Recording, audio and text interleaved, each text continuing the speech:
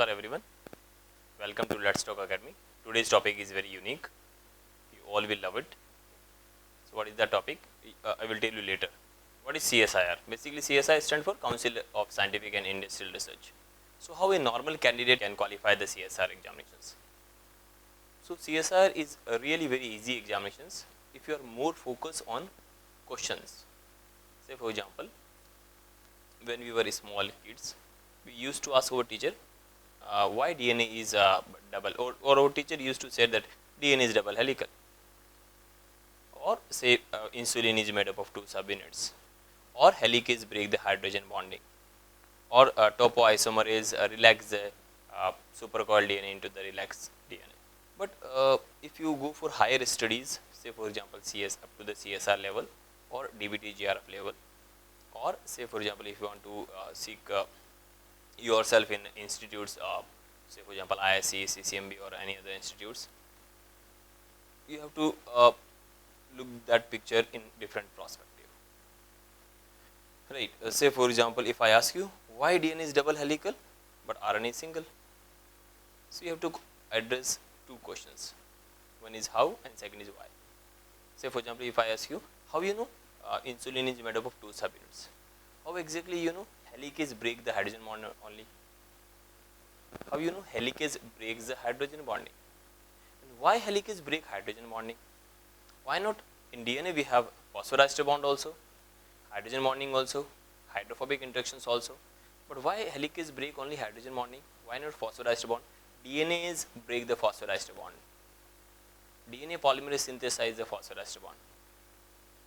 So how exactly we know yes, DNA replication is in 5' to 3' direction only, or RNA synthesis is again in the same direction. DNA topoisomerase binds to the supercoiled DNA and relax it. Say up to 12th it's good that yes we know the things, but after this 12th or in BSc or especially in MSc, if you are having master degree or if you are pursuing master degree, you must know the how and why. Means why helicase break only hydrogen bonding? Why like how the life of life of molecules is calculated? How you know like binding of receptor with a particular ligand causes signal transduction, and only these 5 or 6 or 10 or 20 proteins are activated by the signaling, and why not any other? And how exactly you know these are activated? How exactly you know like after binding of ligand with GPCR, G alpha get activated? How exactly? So there are more than 45,000 proteins are present inside the cell. So why that particular protein is activated? What is in that? And how you know that is activated, not remaining proteins? How you know like in the cell division these proteins are play a crucial role? Like the CKI play a very crucial role, CDK play a very crucial role. And how exactly you identify, okay, the cyclin is expressed in particular stage of a cell cycle, and how you measure it, the concentration of proteins inside and outside the cell, how you find out the role of the protein. So if you are merely reading like this, DNA polymerase binds with the DNA and replicate the DNA, or helicase binds with the DNA and say melt the DNA, or topoisomerase bind with the supercoiled DNA and relax it. Histone proteins that also show binding with the DNA, but after binding with the DNA, histone causes wrapping of the DNA. So how a protein can causes wrapping of DNA? See, there is no one except histone and DNA. That means either there is a role of histone protein in the wrapping, or either there is a role of DNA. Then say data binding protein also binds with the DNA and causes band formation, like it causes banding in the DNA. So one protein binds with the DNA, causes melting, helicase. Second protein binds with the DNA, causes replication, DNA polymerase.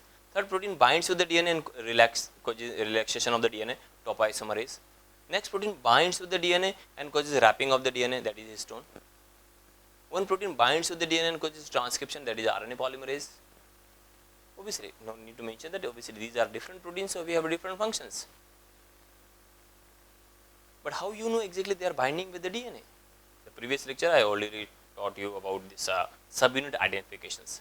So for example, how we know helicase has 6 subunits, how we know DNA polymerase third has 3 subunits, How we know exactly insulin has 2 subunits?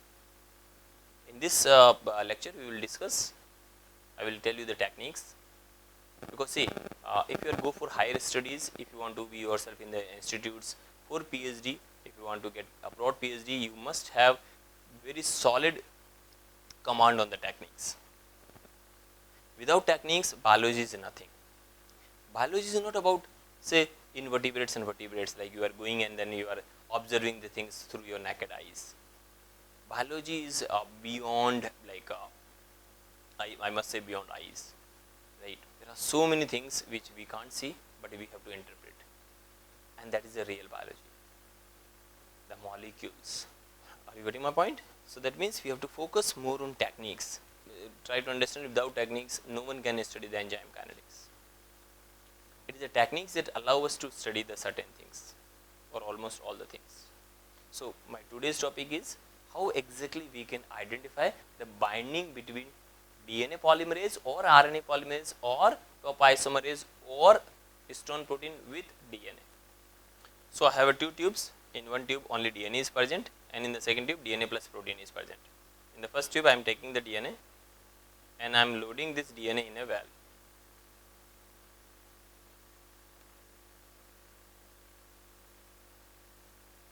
And from the second tube I am taking the DNA and protein complex and I am loading it in a next valve.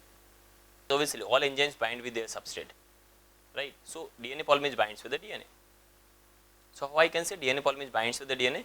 So in the first tube I have a DNA molecule, and in the second tube I have a DNA plus DNA polymerase. Say for example the molecular weight of DNA is 100 and molecular weight of DNA polymerase is, say for example, 50. So when I run this DNA in the first well, I am getting a band at 100, but when this DNA plus DNA polymerase complex is run, definitely I will get a bands at higher positions. Why? Because the DNA polymerase binds with the DNA. After binding, the molecular weight of DNA plus protein or DNA plus DNA polymerase complex is going to increase, that is 150, because the molecular weight of DNA is 100 plus 50, that is 150.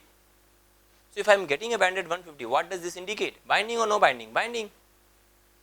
So getting of single band at 150 positions, the molecular weight is increased. So the band is at normal lower position or shifted position. Obviously, when the molecular weight of the band is increased, so the band is shifted towards the valve. So that means the mobility is reduced.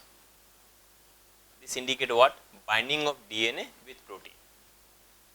That means the presence of single band indicate what? Binding.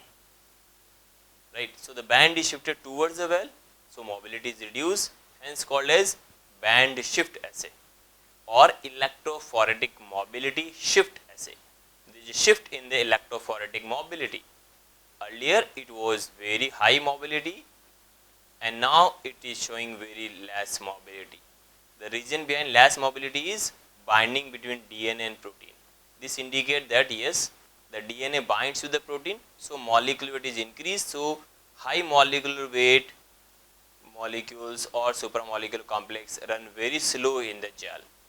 So that means band is shifted towards the valve. So this is known as band shift assay or gel retardation assay or electrophoretic mobility shift assay or IMSA. So what about RNA polymerase? RNA polymerase also show binding with the DNA. Yes, you are right. So that means if I take DNA in one tube and RNA polymerase and DNA in the second tube, then so say for example the molecular weight of DNA is 100 kilodalton. So definitely I will get a band at 100. And say for example the molecular weight of RNA polymerase is, say for example, it is 70. So when by mixing RNA polymerase with DNA, I am getting a band at 170. What does this indicate? Binding between DNA and RNA polymerase. Simple. Okay, so that means the mobility is reduced. Yeah, why? Molecular weight is increased. But why the molecular weight is increased? There is a binding between RNA polymerase and DNA. So the supramolecular complex, because if you bind with someone, definitely your molecular weight is going to combine. Okay, so you want to say they will travel less distance in the gel. Yes, you are right. So how you know histone protein binds with the DNA? Okay, simple. If they can bind in the tube, they can easily bind in the cell. Yes, you are right. But we have to give that some same conditions. If we are providing the same condition, definitely they will bind in the tube as well. Okay, great. So I took the DNA in the one tube and then I took the DNA plus histone protein in the second tube, yes, and I am running gel electrophoresis, yes. Say for example, the molecular weight of the histone is, say for example, is 80 kilodalton and DNA is 100. So if I am getting 100 when only DNA is run and 180, that means histone protein so binding with the DNA. Great. So how exactly the SSB binds with a single stranded form of the DNA? I'm first in the first experiment I am taking the DNA as a double stranded form and SSB. I took the DNA in first tube, and in the second tube I have double stranded DNA plus SSB. The molecular weight of SSB is, say for example, 20 and DNA is 100 kilodalton. So when in the first tube, when I run this DNA, running the gel of second tube, in that tube we have a SSB plus double stranded DNA. I am getting two bands, one at 100 and second is at 20. Why we are getting separate band? Okay, so they are not combined. No. Okay, so they are maintain their individuality. Yes. So they run different. They are not running together. Yes. But why they are not running together? Because they are not bounded. They are separated. They don't know each other. SSB did not recognize a double stranded form of the DNA because it bind only with a single stranded form. How SSB know that okay, the DNA is become single? That is my next topic.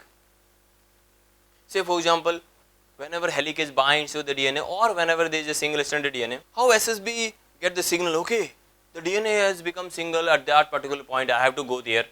How SSB know ki okay, I have to go there to bind with the DNA. That is our next topic, next video topic. Great. So two bands indicate what? One band at 100 and second band at 20 indicate what? There is no binding between SSB and double stranded DNA. So you want to say that SSB bind with single stranded form of the DNA? Yes. Can you prove it? Very easily. Take the single stranded DNA in one tube, find out the molecular weight of the DNA. Say for example, it's 50 kilodalton, or say for example, it's 70 kilodalton. I am taking it as a 70 kilodalton. So I am getting a band at 70 kilodalton, and I am now in the second tube. I am taking DNA plus single stranded DNA. In the second tube, I am taking single stranded DNA plus SSB. The molecular weight of SSB is 20 kilodalton and the DNA is 70 kilodalton. Obviously, I will get a band at 90. 90 kilodalton band indicate what? Binding or no binding? Binding. Easy. So electrophoretic mobility is shifted towards the valve. So you want to say by binding the molecular weight is increased, yes. So once the molecular weight is increased, they will because they are running as a single, they are running together, yes. So the mobility is shifted, yes. So gel is retarded, yes. The band is shifted towards the valve, obviously. So molecular weight is increased. But why the molecular weight is increased? I told you so many times there is a binding. Oh, it's very easy. Yeah, it's very easy. If you bind with someone, definitely your combined molecular weight is obviously higher than your individual molecular weight. So you will run slower in the gel. So if I ask you how you know topoisomerase bind with the supercoiled DNA, again the experiment is very simple. Took the DNA, supercoiled DNA in one tube, and then took the supercoiled DNA and topoisomerase in the second tube. Run a gel electrophoresis. In the first experiment, you will find the DNA band is at lower position, but in the second experiment, you will find at higher positions. And in that particular band, there is single band. In that particular band, topoisomerase as well as DNA is present, because you are not getting any other bands. You are getting only single band. Single band means binding. And if you want to find out RNA polymerase binds with the DNA or not, we have a simple experiment I told you. If you want to find out helicase binds with the DNA or not, again simple experiment. If you want to find out topoisomerase binds with supercoiled DNA or relaxed DNA, we have a simple experiment. Take the relaxed DNA in one tube and take the relaxed DNA and topoisomerase in the second tube. Relaxed DNA, gel electrophoresis, you will get a band. And DNA topoisomerase plus relaxed DNA, again you will get two bands. One band, the DNA band is at the same position, and topoisomerase, same molecular weight of topoisomerase is 50 kilodalton, so we will get a band at lower positions, because the molecular weight of DNA I took is 100 kilodalton. So if I am getting that there is no shifting of DNA bands, what does this indicate? The protein is not bounded with the DNA. You are right. So protein run alone here. Why? No binding. So okay. So in the tube they are separated. Yes. There is no interaction between DNA and topoisomerase. Yes. But why so? because the DNA is relaxed one. In a tube, if protein and DNA binds with the DNA, right, and if they binds with each other, definitely the band is going to shift. If they don't bind with each other, the band is not going to shift. That means we will get two bands. So we know that yes, transcription takes place in nucleus, obviously. So all RNA like mRNA, tRNA, rRNA, they are formed in the nucleus, right? But say mRNA is involved in the translation, and translation takes place in cytoplasm. So okay, that means mRNA is transported from nucleus to cytoplasm. Yeah, these say for example 5 proteins, they involved in the transport of mRNA from nucleus to cytoplasm. So definitely they will bind with the mRNA.